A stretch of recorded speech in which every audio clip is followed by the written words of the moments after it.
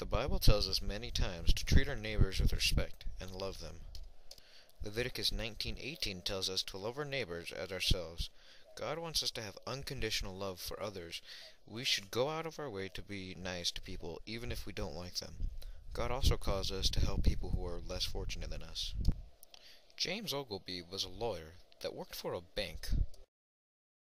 The bank was called Goliath National Bank and was quite popular.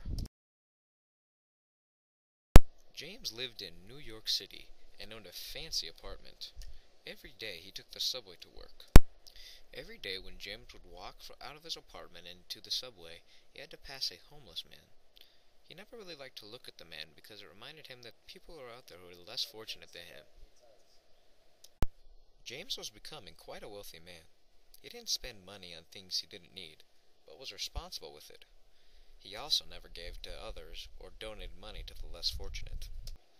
One day, James was supposed to be at a big meeting at his bank. James had forgotten, though, and was very late.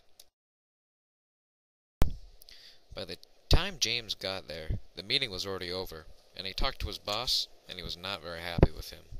James was on the subway on his way home, and thought for sure he would be fired. He started to pray and ask God what he did to deserve this. And then he thought of Luke 16:19-31. It told the story of Lazarus and the rich man, and how the rich man never gave to Lazarus, and in the end, he was condemned by God. Immediately, James thought of the homeless man that he never helped and never liked to look at.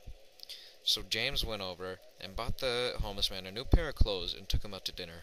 The next day, James went to work and found out that his boss didn't want to fire him, but instead gave him a very stern talking to. God wants us to treat others with care. He doesn't want us to go through life just caring about ourselves. We're supposed to help the needy and show compassion to others, just like James learned to do in the end of the story.